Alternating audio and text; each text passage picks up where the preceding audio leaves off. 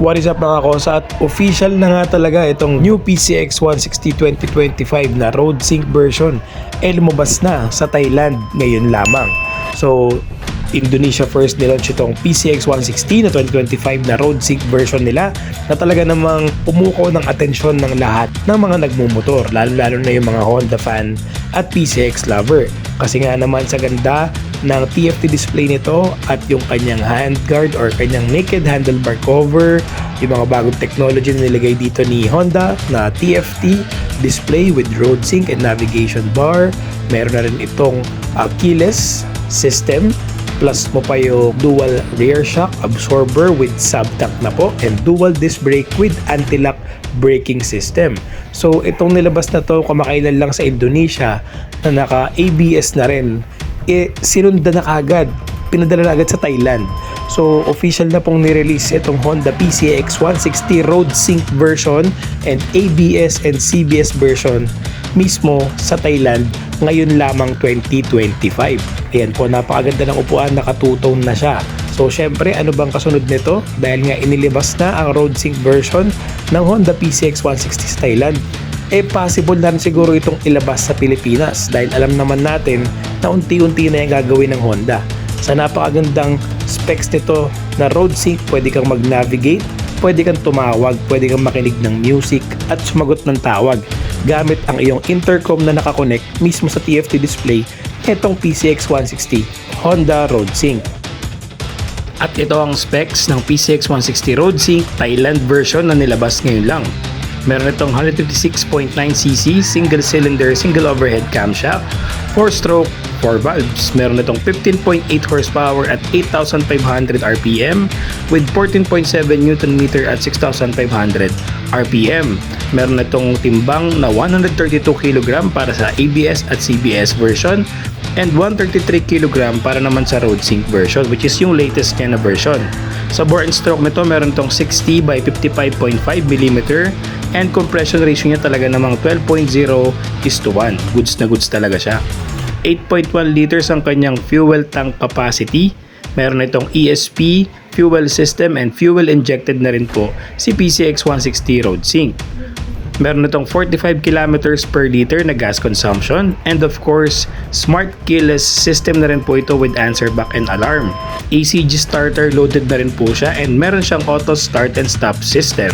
When it comes to dimension, meron itong 135mm na ground clearance, and sa wheelbase naman niya is 1,313mm.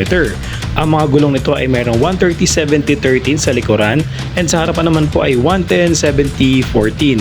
So yan po ang kanyang dimension pagdating sa gulong and sa ground clearance. Seat height nito talaga namang pasok para sa atin. 764mm lamang po ang kanyang seat height. And syempre yung bagong in-update nila, yung handlebar cover na talaga namang nagmukhang premium talaga si PCX 160. Tinakpan niya yung naked handlebar. When it comes to braking power naman, solid na solid itong bagong PCX 160 Road Sync na Thailand version kasi dual disc brake pa rin naman ito and dual channel ABS with traction control system pa.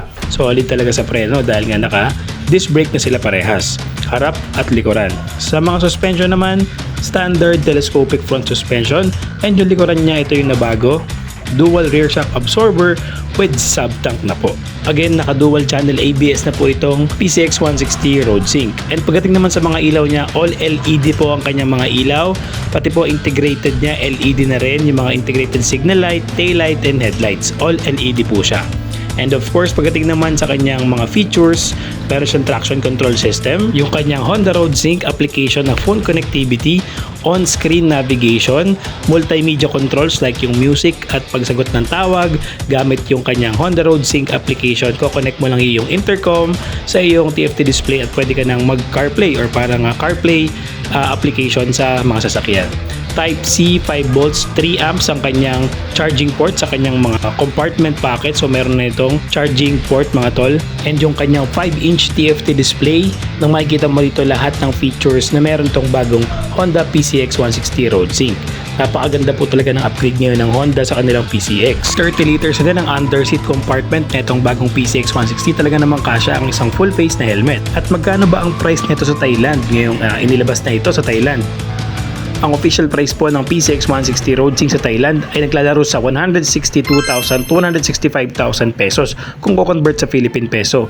Mas mataas po ito ng DHAMAC sa SRP ng Indonesia, Jakarta nung nirelease po doon ng first ever PCX 160 RoadSync version ng Honda.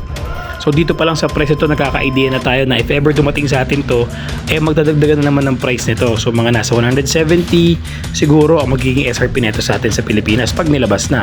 Pero sana mas bumaba pa yan para ma-avail ng lahat ng rider itong bagong-bagong PCX 160 RoadSync 160 version ng Honda. At ito ang mga kulay na available. RoadSync type, mayroong red at mayroong matte black. Pagdating naman sa ABS, merong matte red, matte black, white at matte silver. Sa CBS version naman ay meron tayong apat na kulay din, silver, white, black, and red. So sa RoadSync niya is meron tayong matte black and red color. So yan yung bagong kulay na nilabas ngayon ng Honda PCX 160 na 160 version na lahat naka naked handlebar cover na, and yung RoadSync is naka TFT display with RoadSync application na downloadable sa phone, and you can connect your phone dito sa mismong motor mo na PCX 160.